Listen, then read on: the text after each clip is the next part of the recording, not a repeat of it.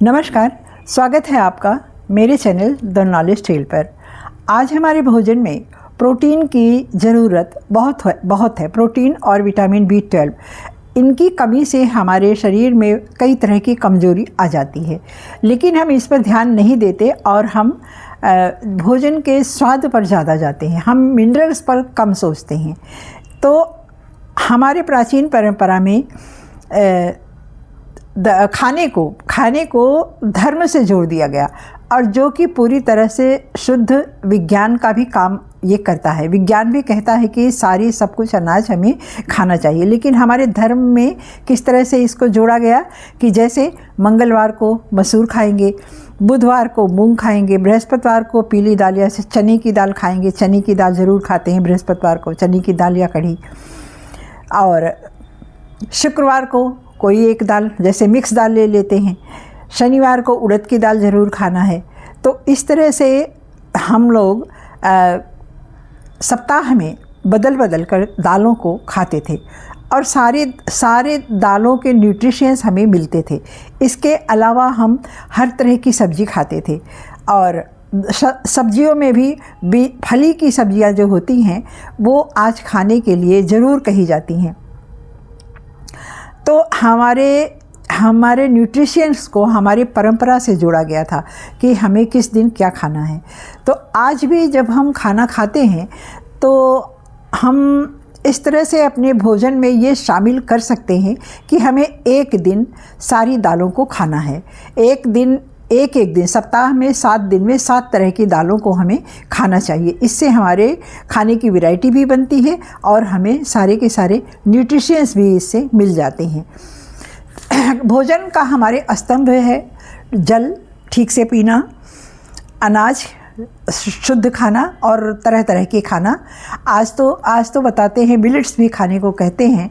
जो कुछ लोगों को जैसे अनाज से अगर एलर्जी हो जाती है या किसी तरह की दिक्कत आ जाती है बॉडी में, तो मिलेट्स के लिए डॉक्टर कहते हैं आज कि ये अच्छा भोजन है, इससे बीमारी नहीं होती। तो समय पर हमको पानी पीना चाहिए, और रोज़ एक नाप का 3 लीटर पानी पीने को कम से कम डॉक्टर कहते हैं। अनाज हमें बदल कर खाना चाहिए। हमें फल भी खाना चाहिए, और भोजन का अपने एक निश्चित समय रखना चाहिए। और हमारे शास्त्रों में भी ये कहा गया है कि सूरज के डूबने के बाद हमारी जठराग्नि मंद पड़ जाती है, इसलिए सूरज के डूबने के बाद खाना न खाएं तो अच्छा है। और अगर खाना ही है तो कुछ बहुत हल्का सा आप ले सकते हैं भोजन में। कोई भारी खाना रात को खाने के लिए मना किया जाता है। तो इस तरह से हम अपने भोजन में वैरायटी जब हम लाते हैं तो हमारा स्वाद भी तरह तरह का बदलता है। हम खुश होकर खाते भी हैं, और हमारी बॉडी को सारे के सारे न्यूट्रिशंस भी मिल जाते हैं। आज लोग कहते हैं कि सोयाबीन में विटामिन B12 बहुत होता है। लोग कहते हैं कि जो शाकाहारी हैं उनको विटामिन B12 की कमी हो जाती है। तो हम अपने अनाज में सोयाबीन को और फलियों को मिलाकर, और फली हैं और मूंग है, स्प्राउट मूंग को भिगोकर अंकुरित कर लेते हैं।